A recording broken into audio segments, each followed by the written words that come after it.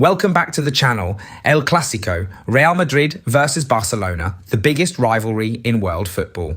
This one had everything: speed, precision and discipline. Played at a packed Santiago Bernabeu on a crisp Madrid evening, both teams came in chasing more than just 3 points. They were chasing identity. Real Madrid, top of the table, looking to extend their lead. Barcelona, desperate to prove they can still go toe-to-toe with Europe's best. This was more than just another game. It felt like a statement. Under the lights, in front of a roaring crowd, two sides with everything to prove went head-to-head. One chasing momentum, the other defending pride. The energy, the noise, the tension, all of it set the stage for a tactical battle that swung back and forth from the first whistle. Xabi Alonso lined up Real Madrid in a highly flexible 4-1-4-1 formation that shifted depending on the phase of play. When in possession, it often morphed into a 4-3-3, allowing Bellingham to sit just behind the forwards and orchestrate transitions. Out of possession, it compacted into a 5-3-2, with fullbacks dropping deep to protect space behind and create defensive solidity. Kylian Mbappé and Vinícius Jr. led the attack with blistering pace, always looking to exploit the spaces behind Barcelona's high line. Bellingham acted as the link, threading passes and timing runs between the lines. Eduardo Camavinga, starting wide right, wasn't there to take players on or score. His role was subtle but critical. He manipulated space, pulled defenders out of position and opened lanes for Madrid's attacking duo. Meanwhile, Valverde and Tchouaméni controlled the midfield, screening passing lanes, protecting the backline and maintaining balance across the centre. Courtois anchored the defence, organising the back four and acting as the last line of communication, ensuring Madrid's structure remained disciplined. On the other side, Barcelona set up in their familiar 4-3-3 but shifted to 3-2-5 in possession structure, aiming to dominate the midfield triangle formed by De Jong, Pedri and Fermín López. The front three, Lamine Yamal, Ferran Torres and Alejandro Balde, constantly interchange positions to overload areas, confuse Madrid's defensive organisation and create pockets for vertical progression. Their plan was to press high, transition quickly and exploit the wings, although squad rotation and minor fitness concerns slightly affected their starting 11. Both managers had distinct tactical identities.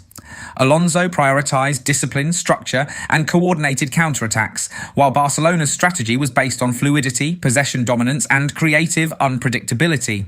Madrid's shape was reactive yet proactive, designed to invite errors and exploit them instantly.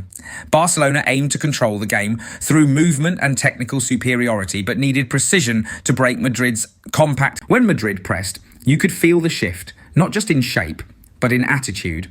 Alonso's side abandoned their mid-block discipline and pushed higher, snapping into a coordinated high press that strangled Barcelona's build-up from the first touch.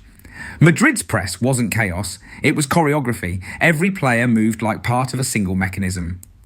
Xabi Alonso didn't press high just to chase, he pressed high to trap.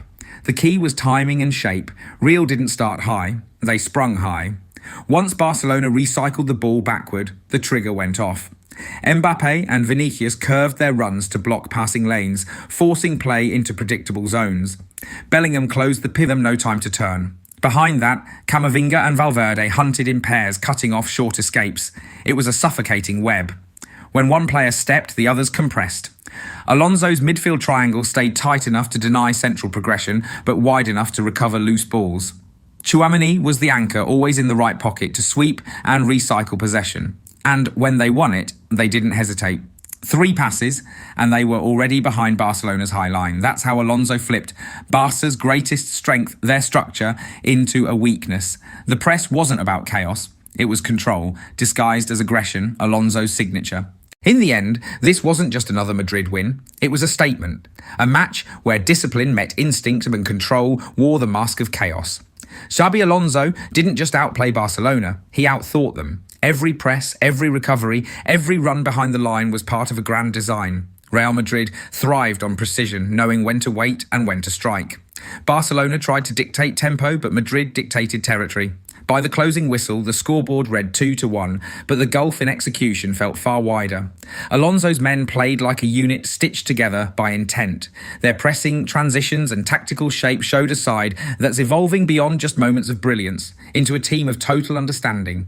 And that's the story of this El Clásico. Not dominance by possession, but by purpose. A lesson in how control doesn't always mean having the ball. Sometimes it's about owning the chaos.